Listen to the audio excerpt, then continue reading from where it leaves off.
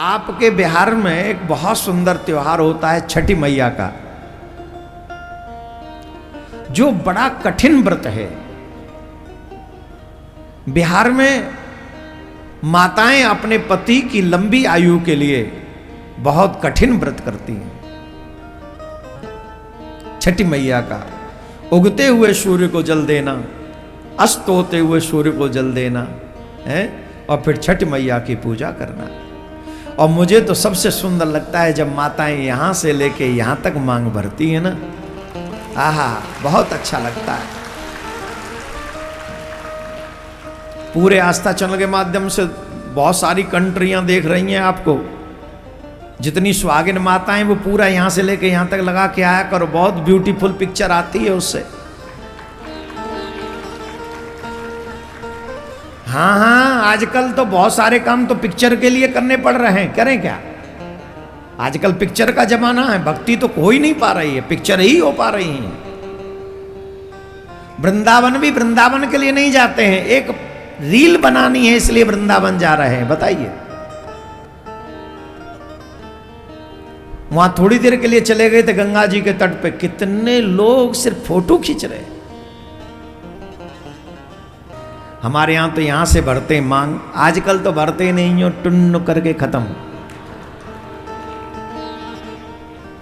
बालों में नहीं लगाते आज, वो अब बालों में लगाते हैं कोई है? बाल खराब हो जाएंगे कि तो 4-5 बचे, शैम्पू खा गया सब, बालों को यूं सेट कर करके लाना पड़ता है।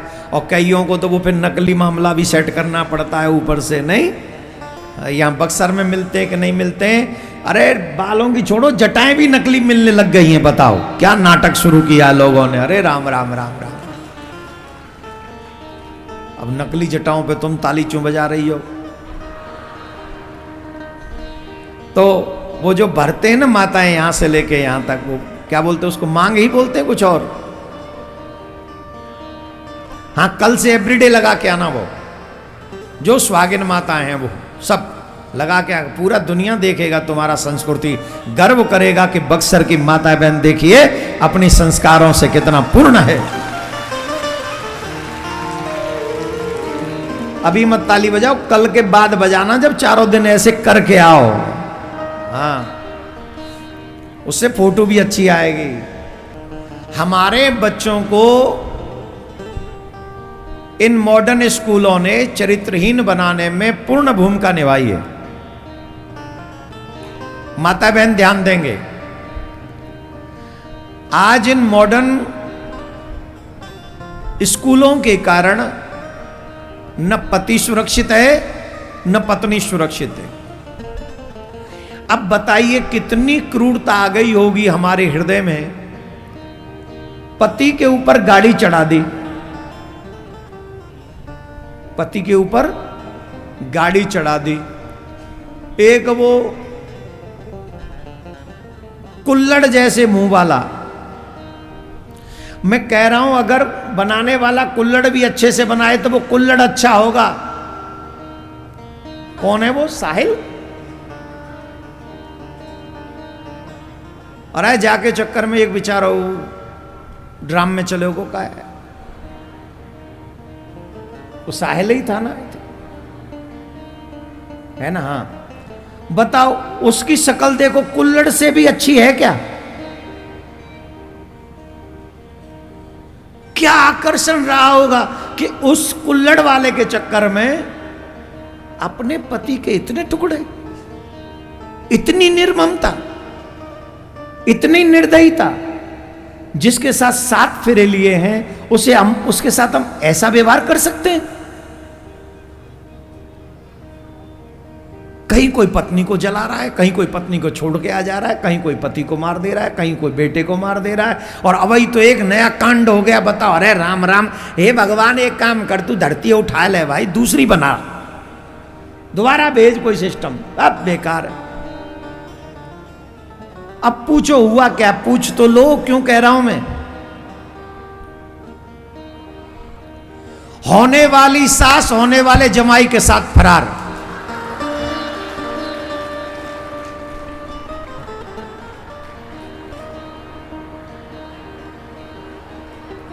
अब हमको जिन नहीं समझ में आ रही, हम हंसें कि रोएं, दुखी हो, हम करें क्या, इसे एक्सप्लेन कैसे करें? हंसिए नहीं। अरे मैं नहीं हंस रहा हूं तो, हाँ हेलो रामकली, ए इमरती देवी, अरे सुनो इमरती देवी, इधर आओ इधर आओ, अभी ते आओ, जल्दी आओ, आओ आओ आओ, आ जाओ आ जाओ, बहुत सुंदर, बहुत अच्छे, कहाँ जा रही थी? कथा तो अबे बाकी है। आई भी लेट थी, सबसे लेट आई थी। आगे वालों को जाने नहीं देना, ये पुलिस वाले जितने भी लोग हैं थोड़ा डंडा भी लेके खड़े हो जाओ प्लीज। जो लेट आए उनमें बताओ, इनको हमें इतनी बात बता रहे हैं कि बताओ उस होने वाली, आपको दुख होगा 16 तारीख जो आने वाली अभी आई नहीं है, इसको उसकी बेटी का विवाह था। 16 तारीख को उस बच्ची का विवाह था। कितनी मानसिकता गिर गई है हमारे भी समाज में कि जमाई को लेके वो फरार हो गए। इतने गिर गए हम, ये गलत है। हमारे यहां पतिव्रता स्त्री में वो सामर्थ्य होता है कि भगवान को भी चाहे तो बालक बना दे, भगवान को भी चाहे तो बालक बना दे, वो सामर्थ्य है।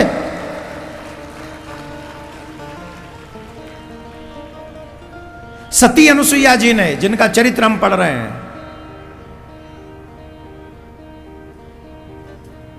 ब्रह्मा विष्णु महेश तीनों देव परीक्षा लेने के लिए आए,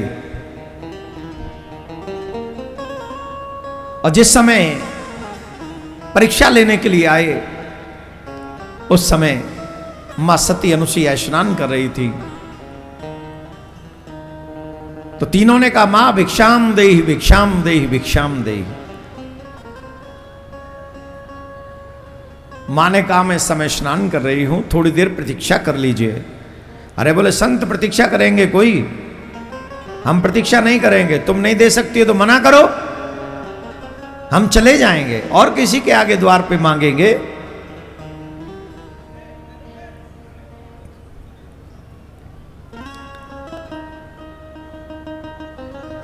मां ने सोचा द्वार पर आया हुआ अतिथि अगर निराश होकर चला जाए, ये ध्यान से सुने जो बीच कथा में उठते हैं ना, ये आप अतिथि का अपमान करते हैं, और अतिथि कोई साधारण नहीं है, वो है परमात्मा सर्वेश्वर श्री कृष्ण भागवत के रूप में।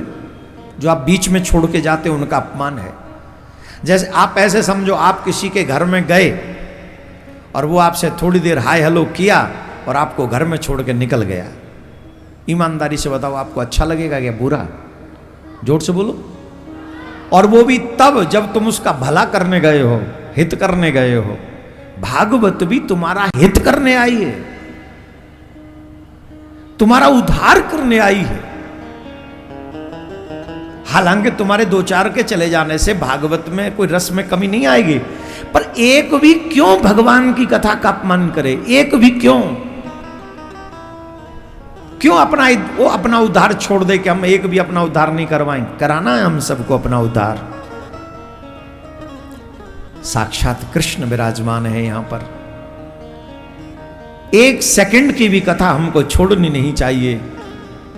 जो लोग इस कथा को छोड़ देते हैं उनसे बड़ा अभागा कौन हो सकता है? कौन होगा?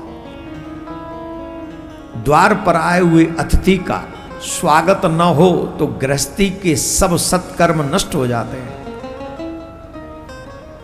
अम्मा सोचने लगी कि मैं स्नान कर रही हूं, इस समय मैं इनको क्या भिक्षा दूं।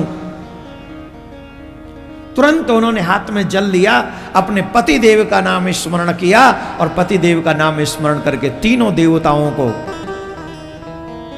बालक बना दिया। और बच्चों के आगे तो मां कैसे भी जा सकती, तो भीगे हुए वस्त्र थे उन्हीं में चली गई, बच्चों को उठा लाई, बोली ये लो पलना में झूल रहेगा,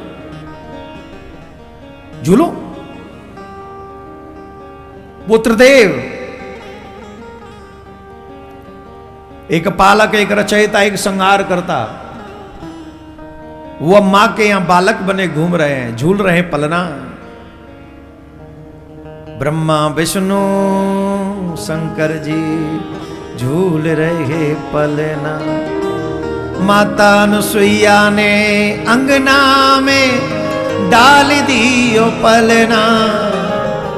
ब्रह्मा विष्णु शंकर जी अब झूल रहे पलना। माँ के अंगना में पलना में झूल रहे ललना तीनों। अब बहुत दिन निकल जाने पर जब प्राणनाथ नहीं आए तो तीनों देवियों के प्राण संकट में आ गए। कहां गए नाथ? भेजे इन तीनों नहीं थे,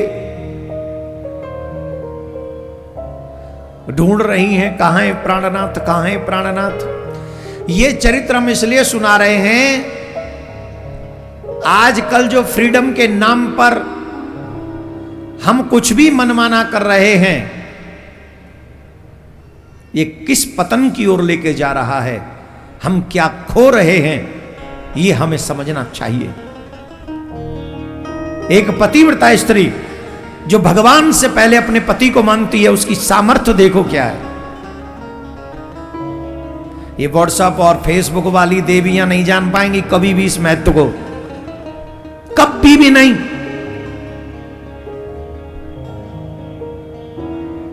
इन्हें तो ये काल्पनिक कहानियां लगेंगी, और काल्पनिक इसलिए लगेंगे, अच्छा इनसे पूछो तुम परमानेंट हो, ये खुद परमानेंट है नहीं, तो इनको ये लगता है कि ये भी कथा ऐसी होंगी। नहीं है, ऐसी नहीं है, ये सत्य घटना है, प्रमाणिक कथाएं हैं। नारद जी मिल गए तीनों देवियों को। नारद जी से पूछा, नारद जी स्वामी नहीं मिल रहे। बोले स्वामी इस समय आनंद ले रहे हैं माता जी की गोद में। कहाँ? तो नारद जी ने बता दिया। तो तीनों देवियां दुखी होने लगी, उनके बिना हमारे प्राण नहीं रहेंगे, कैसे भी करो ले चलो ले चलो। तो नारद जी बोले चलो चल के प्रार्थना करते हैं, शायद मान जाए। तो ठीक है, तीनों देवियों को लेके नारद जी आए। माँ अनुसुईया जी के द्वार पर आवाज लगाई, श्रीवन नारायण नारायण नारायण, श्रीवन नारायण नारायण नारायण, श्रीवन नारायण नारायण नारायण, श्रीवन नारायण नारायण नारायण, श्रीवन नारायण नारायण नारायण, श्रीवन नारायण नारायण नारायण, श्रीवन नारायण नारायण नारायण, श्रीवन नारायण नारायण नारायण, श्रीवन नारायण नारायण नारायण,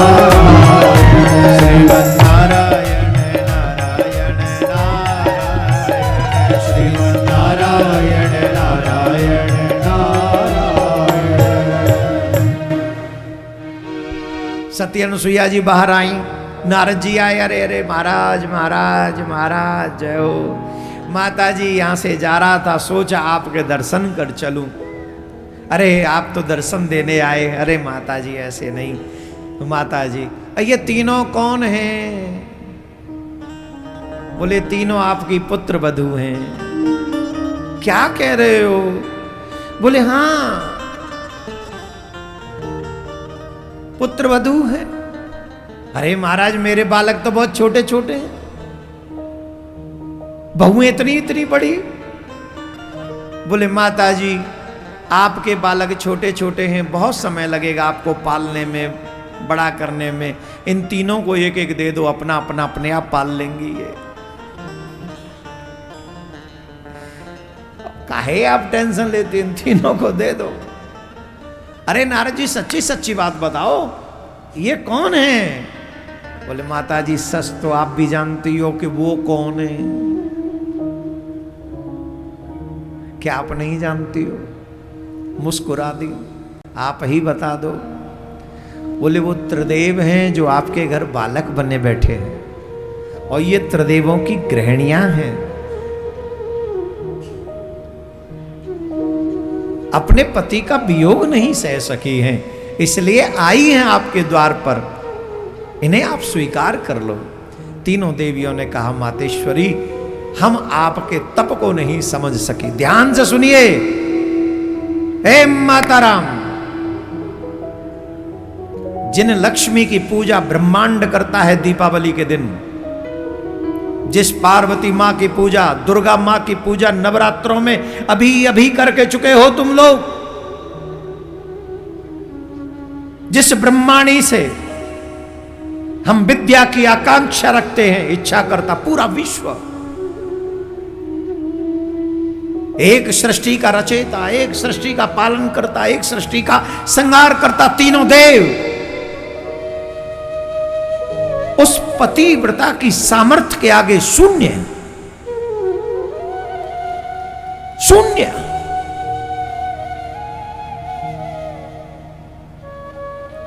तीनों हाथ जोड़ के कह रही है, मातेश्वरी क्षमा कर दो, हम आपके तप को समझ नहीं सके, हमें संदेह हो गया आपके तप पर, हम क्षमा चाहते हैं। मां ने कहा ऐसी कोई बात नहीं, मेरा कोई तप नहीं, ये तो सब मेरे पति परमेश्वर की कृपा है, मेरा कोई प्रभाव नहीं इसमें।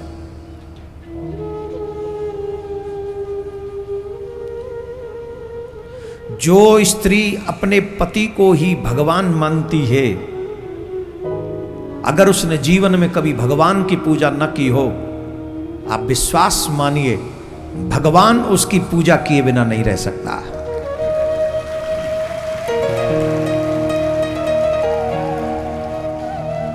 अब देवियों के मन में यह प्रश्न आ रहा हो, अगर हमारा पति ऐसा न हो तो? रामायण में भी इस बात का बहुत अच्छा वर्णन है।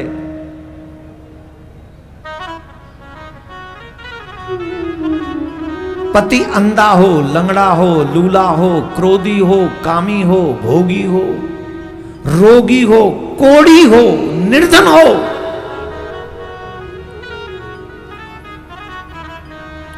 पति कैसा भी हो, कैसे भी पति का अपमान स्त्री को नहीं करना चाहिए। अपने पति का अपमान करने पर स्त्री समाज में सम्मान को प्राप्त नहीं करती। अब आप कहेंगे यही सारे बंधन स्त्री के लिए हैं, पुरुष के लिए क्यों नहीं है? पुरुष के लिए अलग टाइप के बंधन है। स्त्री चाहे जो भी हो, जैसी भी हो, अंतिम श्वास तक उसका भरण पोषण करने की जिम्मेदारी पति को दी गई है शास्त्रों में। जब तक वो पराये पुरुष के अधीन न हो जाए, जैसे कई लोग भाग जाते हैं, तो अब जब किसी के साथ भाग गए तो अब पति का कोई दायित्व तो नहीं रहा, अब तुम चाहे कुछ भी करो। लेकिन अपराध करने पर भी अगर देवी घर में है तो भी पति की जिम्मेदारी है उसके भरण पोषण की, उसकी सुरक्षा की। रोगी हो, कुछ भी हो, उस पत्नी का वो त्याग नहीं कर सकता। शास्त्र स्त्री पुरुष को देखकर नहीं बनाए गए हैं। शास्त्र आत्मा किस शरीर में आई है और किस शरीर में क्या धर्म निभाना चाहिए, सिर्फ ये बातें बताई गई हैं। ये पुरुष कितनी बार स्त्री बने होंगे और तुम स्त्रियां कितनी बार पुरुष बने होंगे, इसमें कोई पता नहीं सकता है, कोई नहीं। यहां सिर्फ इतना है कि हमारी जिम्मेदारी क्या है, ड्यूटी क्या है, दायित्व क्या है। आप सामर्थ्य देखेंगे पतिव्रता स्त्री की, क्या सामर्थ्य है। ब्रह्मा विष्णु महेश बालक बना दिए। सावित्री अपने पति के प्राण लिया यमराज से। ये सावित्री के ये पतिव्रता स्त्री का दम है, बल है, उसका तेज है। तीनों बालक फिर गए। सती अनुसुईया जी का चरित्र आदि आदि सुंदर प्रसंग।